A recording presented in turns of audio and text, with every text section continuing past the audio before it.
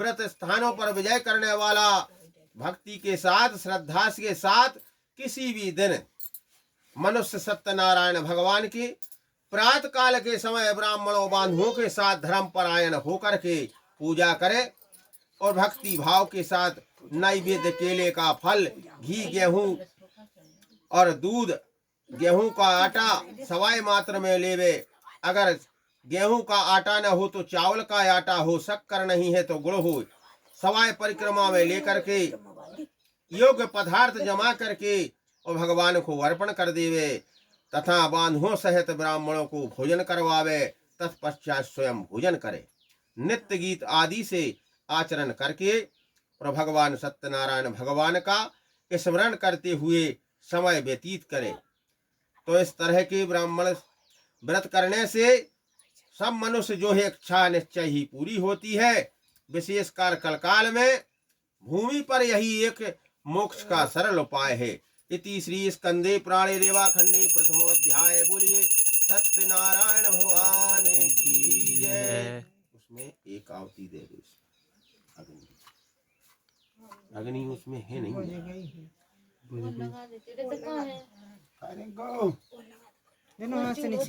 हाथ नहीं लगा हुआ, हाथ नहीं लगा तो भाई जा।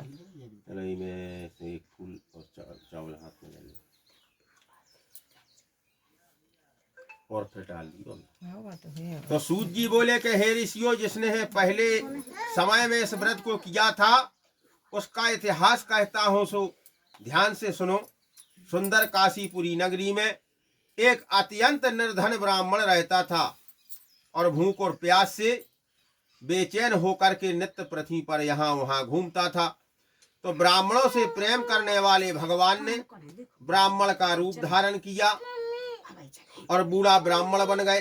रूप धारण करके वो आदर के साथ पूछने लगे कि हे प्रिय, तुम दुखी होकर के पृथ्वी पर क्यों घूमते हो? तो उसने कहा, हे ब्राह्मण,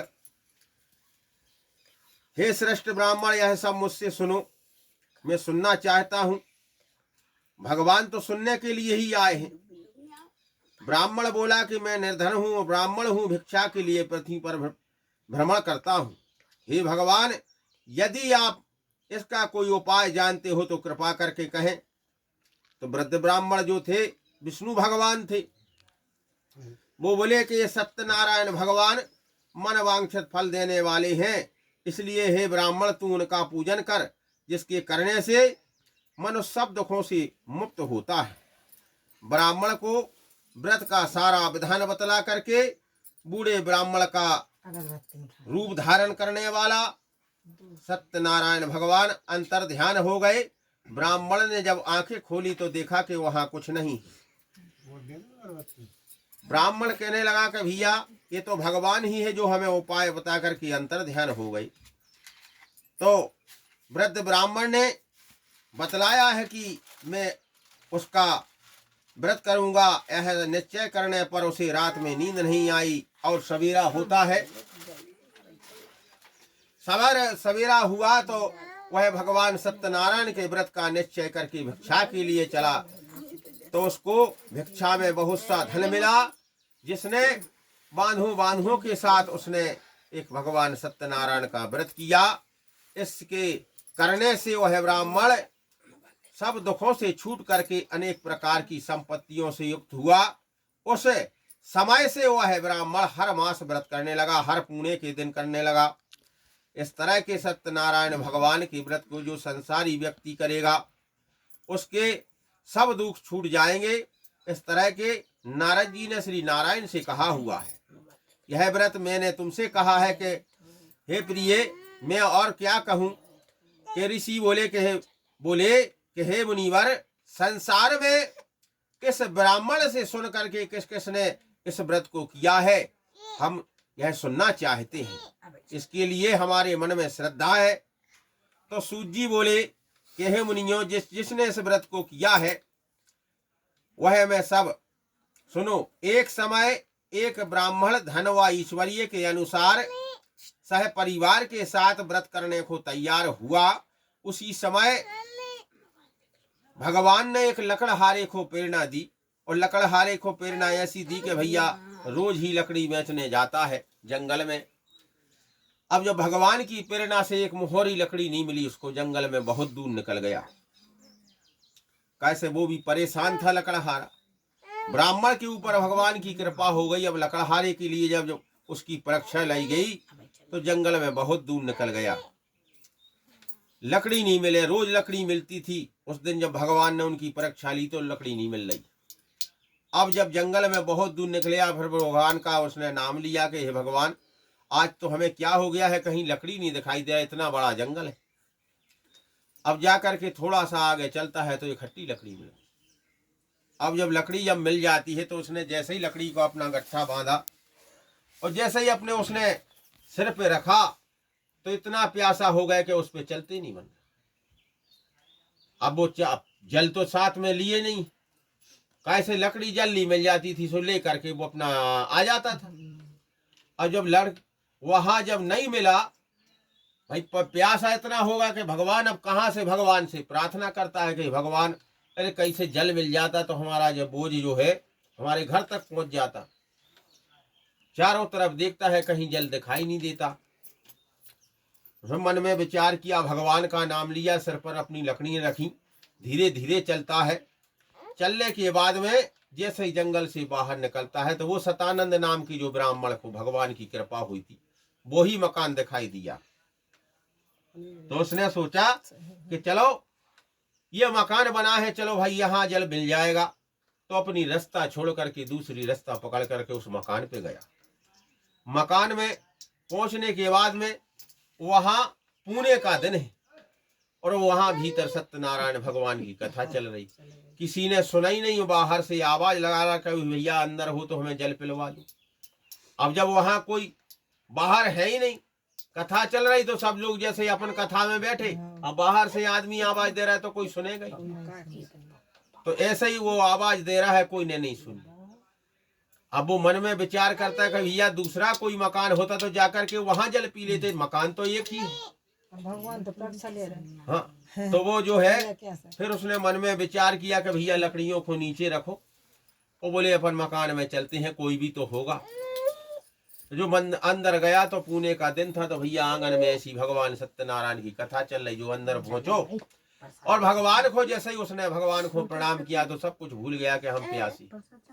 उसको कुछ भी ध्यान नहीं आया, इतना प्यासा होने के बाद में जो सत्यनारायण भगवान को जो हाथ जोड़ कर उसने प्रणाम किया, फिर ब्राह्मण से प्रणाम किया, बैठ गया। पूरी कथा सुनी। कथा सुनने के बाद में फिर कहता है कि भैया हमें बतलाइए आप कौन से देवता की पूजा कर रहे हैं। ब्राह्मण कहता है भैया ये हमारे पास भी कुछ नहीं था, हम भी बोले बहुत गरीब थे और भिक्षा मांग के अपना परिवार पालते थे, कुछ नहीं था हमारे पास। ये सब सत्यनारायण भगवान की कृपा से ही सब कुछ हुआ है। तो हर महीने हम बोले सत्यनारायण भगवान की हर पुणे को भगवान की कथा करवाती।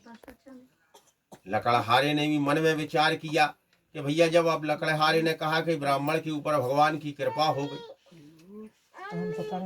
तो बोले भगवान हम तो आज ही से ले रहे।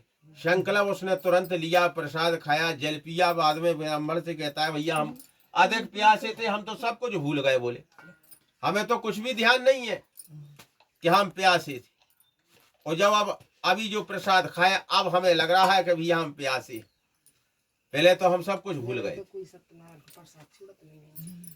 तो बोले हमें भी बोले आप सामग्री बताइए क्या क्या इसमें लगता है। सब कुछ पूछा ब्राह्मण से।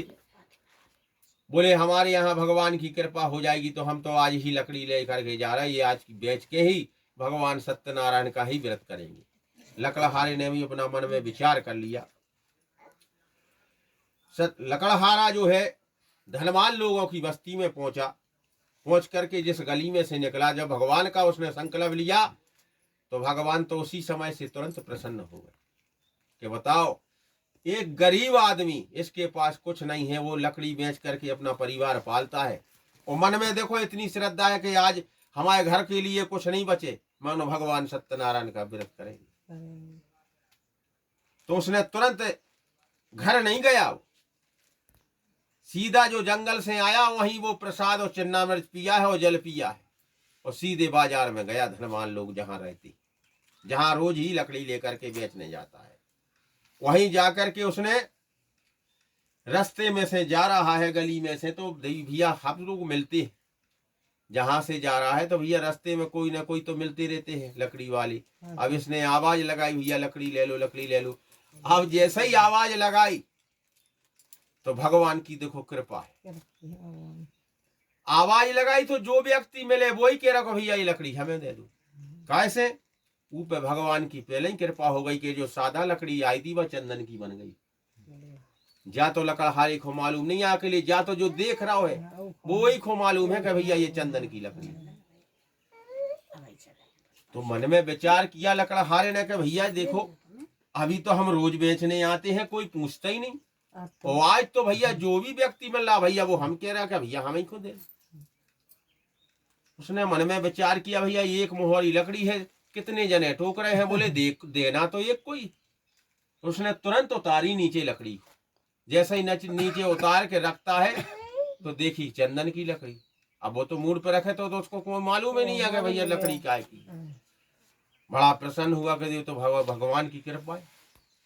अरे हम तो जंगल से ले आए थे सादा लकड़ी, वो आज भगवान की कृपा से जब चंदन की बन गई तो ये तो हमने संकल्प लिया, अभी तो उनका पूरा कार्य ही नहीं किया, इतने में चंदन की लकड़ी बना दी। उनने तुरंत जो है बेची तो वो चौगने दाम पर बिकती है।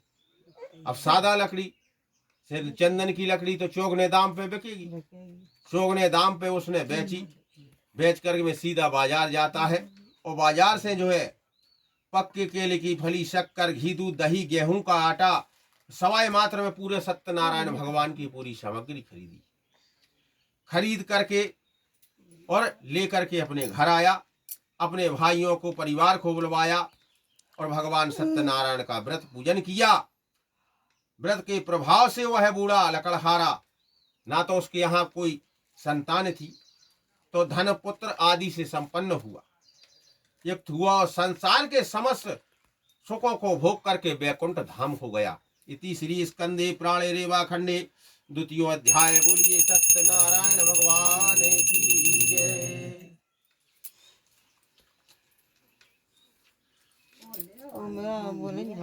और थोड़ी सी उतरते अग्नि में डाल के डाल दो थोड़ा कंडी डाल दी को मैंने बुझ जाया, कंडी डाल दी और इसमें धर दी तना भाई हमारी कथा में लगा थे टेम। अब कद देख मरा दिया से उसकी उर्दू से पढ़ते पढ़ी हो हो भाग ली। नहीं अब भाई तो हमें अब देवपुरा पहुंच गए तो हम तो सब भाग नहीं पाते हैं। हम वो तो जोली हम आज नहीं जाए कल बात क्यों मनो चले कंडी डाल दी को बेसन वो कंडी लगा दी हाथ में फूल चावल ले। ऐसी ललपुर की मरहाड़वा तक मैथिली की आई थी। तो सूजी बोले कि हे ऋषियों मुनियों, अब आगे की कथा सुनो। पहले समय में उल्कामुख नाम का राजा था, और एक बुद्धिमान राजा था। वो राजा का काम था कि सुबह उठा, अपना नित्य क्रिया किया, नित्य क्रिया करने के बाद में सीधे मंदिर जाता था। मंदिर में जैसे ही पहुंचा तो वहां जाकर के देखा कि वहां गरीब लोग बैठे रहते मंदिर के पास में। भगवान के उसने दर्शन किए राजा ने। जैसे ही दर्शन करके बाहर निकलता है तो देखा कि भैया गरीब लोग बैठे हैं। तुरंत वो बाहर निकला, थोड़ा थोड़ा उनको दान दिया। दान दे करके वो सीधा अपने घर आता है। घर पहुंचने के बाद उसने अपनी पत्नी से कहा कि भाई हे प्रिय हमें भोजन लगा दो, और बोले हमें अपने कार्यों को जाना है। पत्नी बोली कि हे स्वामी, आज बोले अपन को भोजन नहीं करना है, हमने पहले ही विचार बना लिया है कि भद्रशिला नदी के तट पर वहां जो मंदिर बना है वहां अपन को भगवान सत्यनारायण का व्रत करना है। अब देखो पति को तो पहले से पता नहीं, यहाँ सब तैयारी हो गई। पत्नी ने पहले विचार बना लिया। अब उसने कहा कि भाई हमें कार्य को जाना, तो उनने कहा भाई कार्य तो तुम्हारा बाद में होगा, पहले सत्यनारायण भगवान की कथा होगी। दोनों का विचार बन गया। भद्रशिला नदी के तट पर पहुंचे, वहां भगवान सत्यनारायण की कथा होने लगी। थोड़ी देर बाद में वहां एक साधु नामक व्यापारी आता है, जिसके हीरे जवाहरात का व्यापार करता है। तो उसने अभी वहां आकर के देखा कि राजा की वहां कथा हो रही, तो उसने वहीं लगाई। अपनी नाव लगाता है और नाव से उतर करके वो राजा को प्रणाम करता है, भगवान को प्रणाम करता है कहता है राजा साहब आप क्या कर रहे हो, कौन से देवता की पूजा कर रहा है। तो बोले, राजा बोलता है कि हे साधु वैश्य, हमारे यहाँ पुत्र नहीं है, तो ये पुत्र की प्राप्ति के लिए भगवान महाशक्तिवान एक भगवान सत्यनारायण का व्रत कर रहा हूं। साधु वैश्य कहता है, राजा हमें इसका पूरा विधान बतलाइए, हमारे यहाँ भी कोई संतान नहीं। अब जब ऐसा कहा तो राजा से पूरी जानकारी लेता है और भगवान का संकल्प भी ले लेता कि जब हमारे यहाँ संतान होगी तब इस व्रत को मैं पूरा करूंगा। अब ऐसा होने के बाद में ये अपना व्यापार के लिए चला जाता है। वो व्यापार करने के बाद में अपने घर पहुंचा तो अपनी पत्नी से कहता है कि हमने सत्यनारायण भगवान का एक संकल्प लिया है कि जब हमारे यहाँ संतान होगी तब इस व्रत को पूरा करूंगा। ऐसा जो उनने कहा तो लीलावती ने एक दिन, उसकी स्त्री लीलावती पति के साथ आनंदित हो सांसारिक धर्म में प्रवृत्त होकर के, और जब भगवान की जब कृपा होती है तो भगवान की जब कृपा हुई तो वो गर्भवती हो गई और 10वें महीने में एक कन्या को, सुंदर कन्या को जन्म दिया। जब उसकी यहाँ कन्या का जन्म हो जाता है तो उसका नामकरण होता है। तो नामकरण में ब्राह्मणों ने कहा कि ये इसका नाम कलावती रखा जाएगा। कैसे कि दिन दूनी और रात चौगुनी बढ़ने लगी वो, तो इसलिए जैसे सूर्य और चंद्रमा बढ़ता है, जैसे बढ़ता जाता है ऐसे ही वो दिन में लड़की कुछ और है, रात में कुछ और, तो ऐसे उसका नाम कलावती पड़ा। अब कलावती नाम जब हुआ तो अपनी माता ने कहा कि पिताजी से कहती है कि भैया स्वामी, आपने जो संकल्प लिया था कि हमारे जब संतान होगी तब इस व्रत को मैं पूरा करूंगा, तो आप उसे करिए, आपने संकल्प लिया था। उसने कहा कि हे प्रिय, हमारे पास तो अब कुछ नहीं बचा है, क्योंकि जब हमारे यहाँ संतान नहीं थी तो जब धन था, और जब संतान का जन्म हुआ तो हमने कुछ नहीं देखा, सब कुछ खर्च कर दिया। कि जब हमारी कृपा से हमें भगवान की कृपा हुई तो आज मौका है खर्च करने का, तो हमने सब कुछ कर दिया, हमारे पास कुछ नहीं। अब जब ऐसा कहा, पत्नी कहती है स्वामी आपने संकल्प तो लिया था कि हमारे जब संतान होगी जब इस व्रत को पूरा करूंगा, आप उसे करिए। बोले तो उसने कहा अब तो हम जा रहे हैं, अपने हीरे जवाहरात लेकर के जा रहे हैं व्यापार, और व्यापार से हम जब कमा के ले आए फिर हम भगवान सत्यनारायण का व्रत करेंगे। अब ऐसा कहा, दोनों का विचार बन गया। अभी तो जल रही है, हाँ, उससे गला खराब हो जाता है। और इससे जब हमारे यहाँ कमा करके ले आएंगे तो फिर अपना कार्य पूरा करेंगे। अब जब भगवान की ऐसी कृपा हुई कि दिन कछु और रात कछु और, तो थोड़े दिन के लाजे व्यापार खो गए, और जब व्यापार से लौटे तो खुद की लड़की को नहीं पहचान पाओ, क्योंकि जन्म भाव तो जब देख, अब जब तक वो लौट के आए जब तक वो विवाह योग्य हो गई। तो अपनी पत्नी से पूछती है, बोले कलावती कहाँ है? तो बोले वो 4 सखियों के साथ बाहर खेल रही, वो ही तो कलावती है। अब जैसे ही पिता की नजर पड़ी, पिता ने देखा तो वो तो विवाह योग्य देख करके उसने तुरंत अपने दूत को बुलवाया, कुछ नहीं कहा, सत्यनारायण भगवान की कथा को तो भूल गओ। उसने कहा कि जाओ लड़की की योग्य वर ढूंढ कर लिया। दूत जाता है, कंचनपुर नगर पहुंचा, वहां देखभाल करके बढ़िया लड़के को लेकर के आया। वहां तो ऐसा ही देखते थे पहले, तो खवा से देखा। हाँ, उनने अपने दूध को पहुंचाओ, और दूध को पसंद आ गया तो भैया धनी को भी पसंद आ गया। उनने पहुंचा के बढ़िया लड़का परिवार को देख करके लेकर के आया। लेकर के यहाँ जब देखा उनने तो इनको भी पसंद आ गया। आ करके उसने परिवार इकट्ठा हुआ, विवाह कर दिया। अब विवाह के बाद भी तो सत्यनारायण की कथा होती है, तो उसको भी भूल गए, सब कुछ भूल गए। तो ये दोनों जो है जब वहां कथा को सब कुछ भूल गए, तो भगवान ने कहा जो नहीं करी कथा, तो इनने जो अपना शादी शुदा करके और ससुर दामान दोनों अपने व्यापार को चल दिए हीरे जवाहरात की। अब ये जब जो है राजा चंद्रकेतु के राज में वो पहुंचे तो भगवान ने कहा कि देखो भैया, ये आदमी तो मतलबी है कि जब कुछ नहीं था तो वो कहता था कि भैया हमारे यहाँ संतान हो जाए, हम ये करेंगे वो करेंगे। आज जब संतान हो गई और संतान का जन्म हो गया, विवाह हो गया, बोले हमें तो सब कुछ भूल गया। सब भूल गए। अब बोले इनको तो दंड दिया जाए। तो ये भगवान ने भी कहा कि तुझे दारुण दुख प्राप्त होगा भैया। अब जो तू अपने कार्य में कुशल था और जब हमें भूल गया तो तुझे दारुण दुख प्राप्त होगा। अब जब ये राजा चंद्रकेतु के राज में पहुंचे तो रात के समय में बैलगाड़ी से धंधा होता था। यहाँ से नाव से गए, नदी से उतरे, वहां बैलगाड़ी से चलते थे। बैलगाड़ी जहां बाजार लगता है तो वहां जाकर के उनने हिली और रात में जाकर के दोनों सो रहे। अब सो रहे हैं, भगवान ने सोचा कि यही मौका है, घर छोड़ दिया, यहीं दंड दिया जाए इसको।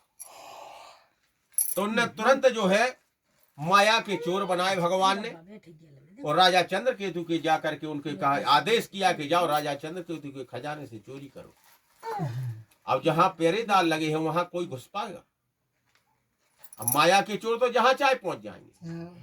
तो होते घुसे उनने और चोरी करी और सिपाहियों को तनक नजर दिखा दी कि भैया हाँ कोई चोर घुसा है। जैसा ही वो खजाने में से चोरी करके और निकले, चोरों ने तुरंत उनके सिपाहियों ने देख लिया कि भैया हाँ अपने महल में घुसा है। उनने तुरंत पीछा कर दिया। दो सिपाहियों ने तुरंत पीछा किया तो कहां तक ये भागे, माया के चोर जहां ससुर दामाद सो रहे थे उतनी जाके आके उनने वो डेरे में उनका सामान रखा। माया के चोर अलोप हो गए। अब जब बे अलोप हो गए तो वहां कोई नहीं मिला तो बे ससुर दामाद जो सो रहे थे उन्हें को जगाए। उनने तुरंत कहे भैया उठो। तो चोरिया उनने उठाओ कि भैया क्या बात है। अरे बोले रात में चोरी करते, सुबह उसी का व्यापार करते। अब जब ऐसा कहा तो दोनों घबरा गए। भैया बोले हम चोर नहीं, हम तो एक व्यापारी हैं। आपके नगर में सुना था कि अच्छा व्यापार होता, हम तो यहाँ व्यापार करने के लिए आए। नहीं नहीं भैया, हमारे राजा से जो खजाने से चोरी हुई वो देखो आपके खजाने में, आपके डेरे में रखा हुआ है, जब तो हमने आपको पकड़ा। अब दोनों ये कांपने लगे, घबरा गए दोनों। अब घबरा गए तो घबरा करके उठे और जब सिपाहियों की बात नहीं मानी तो उनने कहा कि भैया ऐसे नहीं मानेगी, चलो दरबार में राजा बैठा हुआ है, चलो इनको दोनों को बांध के ले चलो। और एक सिपाही से कहा कि इनका जो बैलगाड़ा नवाओ, जितना भी सामान है इसमें भरवाओ, उसको दरबार में ले चलो। वहां पहुंचे, राजा की सभा लगी है। राजा ने देखा दोनों को, तुरंत सिपाही से कहा कि भैया इन दोनों को कहां से पकड़ कर ला रहे। बोले राजा साहब अपने खजाने से बहुत दिन से चोरी हो रही। बोले पकड़ में ही नहीं आती, आज हमने रंगे हाथों पकड़ लिए। अब जब ऐसा कहा, राजा ने पूछा तो दोनों कांपने लगे कि राजा साहब नहीं है हम चोर, हम तो व्यापारी।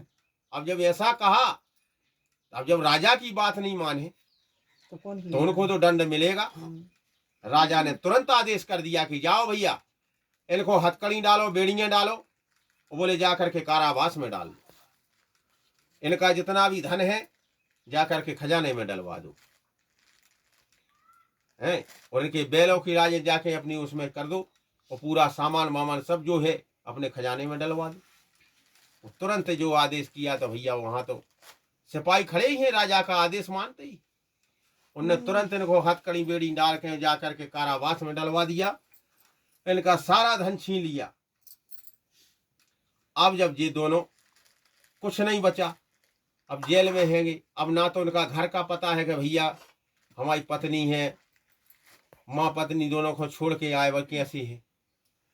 अब जब यहाँ जेल में डले डले भगवान ने आदेश किया कि भैया ये देखो एक के संग दामाद को दंड मिलना था तो पिता को मिलना था, और साथ में जब ये गए तो ये भी दंडी हो गए, तो इनको भी दंड दिया जाए। दोनों को दंड देने के बाद में उनको दोनों को बंद कर दो जेल में। अब जेल में डालने के बाद में भगवान ने फिर आदेश किया कि भैया जो कर्रावती और लीलावती जो घर में सामान रखा हुआ ये भी दंड के पात्र है, क्योंकि इन दोनों का ही संकल्प था, इनको भी दंड मिलना चाहिए। तो आदेश किया भगवान ने कि जाओ जो कुछ भी उनके घर में सामान रखा हुआ है रात के समय में जाओ और पूरा सामान उठा करके ले आओ। वहां खाने को भी नहीं बोले, कि जब हमें भूल गए तो तुम खाने को भी तरस जाओगे। और क्या। उनने तुरंत जैसे ही आदेश किया तो माया के चोर गए तो भैया सब कुछ उनके घर से उठा लिया। दोनों माँ बेटी सो भी लगी, कुछ पता ही नहीं। जब सुबह हुआ, सुबह देखते हैं तो वहां कुछ नहीं। दोनों घबरा गए कि बोले अपन सोते रहे, ऐसा कैसा चोर आया? के बोले सब कुछ ले गए। कछुए ही बचे। और जब 3 दिन हो गए भूखे प्यासे, उसने किसी से ये नहीं कहा कि भैया हमारे घर में कुछ नहीं। जब तीसरा दिन होता है तो तीसरे दिन अपनी बेटी माता से कहती कि माता कब तक बैठी रहोगे ऐसे भूखे प्यासे? अरे कहीं से खाने की व्यवस्था करके ले आते हैं। बेटी के जैसे ही कहा तो माँ के मन में भी विचार हुआ कि चलो बेटी अच्छी कह रही, भैया कहाँ से आएगा कुछ? ना तो तुम्हारे पिता का पता है न दामाद का पता है कि कब आएंगे। अब कुछ खाने की व्यवस्था तो करनी ही पड़ेगी। बेटी अपनी घर से निकलती है, निकली और रास्ते में जा रही थी तो वहां भगवान के मंदिर में सत्यनारायण की कथा चल रही थी। और वहां पहुंची तो भगवान भी देखो ऐसे जोग जोड़ देते हैं। तो वहां मंदिर के पास से जो निकली तो वहां सत्यनारायण भगवान की कथा। तो उसने मन में विचार हुआ कलावती की कि भाई किसी से मांगेंगे, अच्छे घर की बेटी है, किसी से मांगेंगे कि देखो भिखारन बन गई, इसके घर में कुछ नहीं। अरे भगवान के दरबार में चलो, उनसे प्रसाद ले लेंगे, भगवान का प्रसाद, किसी से मांगना तो नहीं पड़ेगा। तो जैसे ही वो मंदिर में पहुंची तो वहां कथा देख करके भगवान को प्रणाम किया, बैठ गई। जैसे ही भगवान सत्यनारायण की कथा हुई तो कथा होने के बाद में भगवान का प्रसाद चिन्ना मिर्च पड़ता ही। अब जब वहां कथा हुई, प्रसाद लिया, चिन्ना मिर्च लिया, वहां भगवान का भंडारा भी था। तो उसने जैसे ही वो जाने लगी प्रसाद लेके तो उसने बोला कि बेटी थोड़ी देर तुम बाहर की हो, अरे थोड़ी देर और रुक जाइए, यहाँ भगवान का भंडारा है, यहाँ भोजन करके जाओ। बेटी ने सोचा तेरी अच्छी बात है, 3 दिन तो हो गए, कुछ नहीं है, हमने तो मिला ही नहीं है, कुछ पानी पी करके अपना समय व्यतीत किया। अब जब वहां भोजन किया तो देखो माँ बेटी का प्रेम जब होता है तो उसने कहा हमारे तो भोजन कर लिया, तृप्त हो गए, मगर हमारी माँ तो भूखी। उसने तुरंत कहा कि भैया थोड़ा सा प्रसाद हमारी माँ को रख दो। प्रेम भाव होता है माँ बेटी का बहुत। तो उसने जैसे ही कहा तो भैया देखो आज भंडारा जब भगवान का है तो प्रसाद की क्या गई, तो प्रसाद कोई नहीं रखेगा, भोजन प्रसाद सब कुछ रखेगा। अब जब वहां भोजन प्रसाद सब रखा, लेकर के ये घर पहुंची तो रात हो गई। जब रात हो गई तो माँ बेटी बाहर जा रही, भीतर जा रही, कि देख रही कि बेटी सुबह की निकली हुई, रात हो गई, बोले अभी तक नहीं आई। चिंता होने लगी। अब देख करके उनने जो तुरंत देखा बेटी दिखाई दी तो उसको संतुष्टि हो गई, चलो बेटी आ गई। और जब आने के बाद में उसने तुरंत कहा कि हे कलावती तेरे मन में क्या विचार, तू शादीशुदा लड़की होकर के वो सुबह की निकली हुई रात को आ रही, अरे तेरे खाने की व्यवस्था नहीं हो रही थी, तू वापस घर तो आ जाती। तो उसने कहा हे माता ऐसा कोई मेरे मन में विचार नहीं है, शादीशुदा जरूर, मनो मन में विचार कुछ नहीं है। हम यहाँ से गए, वो मंदिर में भगवान की कथा चल रही थी तो वहां सत्यनारायण भगवान की कथा सुनी हमने और वहां प्रसाद लिया और वो प्रसाद लेके वहां भोजन किया मैंने, और आपको देखो ये भोजन और प्रसाद लेकर आए। माँ बड़ी प्रसन्न हो गई, बोले कहने लगी उसको तुरंत उसने जो प्रसाद की कही तो उस प्रसाद ने इतनी कि कितना समय हो गया, विवाह हो गया, सब कुछ भूली थी, उसको सब कुछ याद आ गया कि तुम्हारे पिता ने और हमने दोनों ने, तुम्हारे पिता ने और हमने दोनों ने संकल्प लिया कि हम हमारे यहाँ जब संतान होगी तो हम भगवान सत्यनारायण की कथा करवाएंगे। बोले तुम्हारे पिता से कई बार कहा मगर किसी की बात नहीं मानी, और आज बोले जब तुमने ये प्रसाद ले आए तो हमें सब कुछ याद आ गया। तो उसने तुरंत भगवान की तैयारी करने लगी कि हे भगवान, भगवान से प्रार्थना की कि हे भगवान हमारे लिए पति और दामाद जो है उनकी कृपा करो, और जैसे भी मुश्किल में है कैसे ही है तो उनकी कृपा करो भगवान, हम आपका कार्य कर रहे हैं मगर उनको वापस आ जाए, ऐसा भगवान से प्रार्थना करती है। अब जब यहाँ कथा की तैयारी होने लगी तो स्वयं भगवान राजा चंद्रकेतु की रात में जो सो रहे हैं, राजा चंद्रकेतु जी ने बंदी बनाओ, ओके सपने में पहुंचे कि हे राजा चंद्रकेतु, सुबह होती ही तुम उन साधु वैश्य दोनों ससुर दामाद को नहीं छोड़ा तो तेरे राजपाट धन सब नष्ट कर दूंगा, बोले कुछ नहीं बचेगा। अब जैसा ही उसने रात में सपना आया तो उसको रात भर नींद नहीं आई।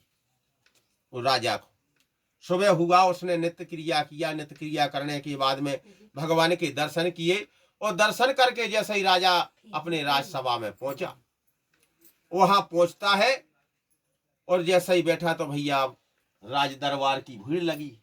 अब भीड़ में उनने अपने जो सभासद रहते हैं उनको बुलवाया कि भैया अभी किसी की सुनवाई नहीं होगी। राजा ने तुरंत कर दिया कि भैया मैं जैसा रात में सपना आया है, पहले हमारी बात सुनो, हम फिर सबकी सुनवाई करेंगे। अब ऐसा जब कहा तो राजा ने अपना रात का सपना सुनाया सबको कि भैया हमें भगवान का सपना आया है कि भी उन ससुर दामाद दोनों को छोड़ देना, नहीं तो तुम्हारा राजपाट सब नष्ट हो जाएगा। तो सभासदों ने कहा कि राजा जब आपको ऐसा सपना आया है तो आप जैसा सपना आया आप वैसा ही करिए। सिपाहियों को तुरंत बुलवाया, उनने बुलवा करके आदेश किया कि जाओ उनकी हथकड़ी खोलो, बेड़ियां खोलो, और बोले ससुर दामाद को जो जेल में डले हैं उनको बंदी बनाया है, उनको निकाल करके दरबार में लेकर के आओ। अब जैसे ही दरबार में जब लेकर के आए हैं तो राजा ने देखा कि ससुर दामाद आए तो ये तो पहले ही कांपने लगे। पहले तो रास्ता में पूछी क्या भैया अरे हमारी सजा माफ हो गई क्या? जो राज में दरबार में जो राजा ने बुलवाया है तो क्या हमारी सजा माफ हो गई? तो सिपाहियों को तो कुछ मालूम नहीं। उनने कहा भैया हमें ये नहीं है, हमें तो भैया राजा का आदेश है कि दरबार में लेके आओ, हमें क्या मालूम भैया कि आपकी सजा माफ हो गई कि नहीं, हमें तो कुछ भी मालूम नहीं। अब जैसे ही वो वहां पहुंचे तो ये दोनों से देख के भैया जब सजा माफ नहीं हुई तो ये पहले ही कांपने लगे देख के राजा को, हो सकत कहीं अरे कहीं फांसी पे तो नहीं चढ़ा रहे। तो जाके वो खड़े हैंगे और राजा ने तुरंत उठ के कुर्सी छोड़ दी। कहने लगे कि भैया इनको नाई को बुलवाओ। अब ये बोलने लगे नाई को किस लिए बुला रहे भैया? अरे नाई क्या करेगा, राजा तो ये है, अरे जो कुछ सजा माफ करने सो राजा करे। अब जैसा ही नाई आया तो उन्होंने कहा भैया इनके लिए हजामत बुलवाओ, इनके बाल बनवाओ, इन्हें स्नान करवा के बोले दरबार में लेकर आओ और इन्हें नए वस्त्र पहनवाओ। और नए वस्त्र पहनवा करके राजा ने पहले ही से आदेश कर दिया महल में 56 प्रकार के भोजन बनाए जाए। वहां भोजन बने और राजा स्वयं लेकर के जा रहा पूरा दरबार छोड़ करके। जब दरबार छोड़ करके राजा अपने महल में भोजन करवाया और भोजन करवा के दरबार में लेकर के आता है, फिर अपने सिपाहियों को आदेश करता है कि जाओ, बोले जितना भी इनका धन लिया था इनका धन निकाल करके लिया। अब खजाने में से जब धन निकाल के आता है तुरंत राजा आदेश करता है कि भैया जिस दिन ये आए हैं और उसी दिन इसको जेल हो गई, बोले इन्हें कुछ कर तो नहीं पाया, न कमा पाया, जितना धन इनका है इतना धन और बोले अपने उसमें से खजाने में से निकाल के लिया, बोले डबल कर। अब जब डबल धन करने के बाद में वो जाने लगते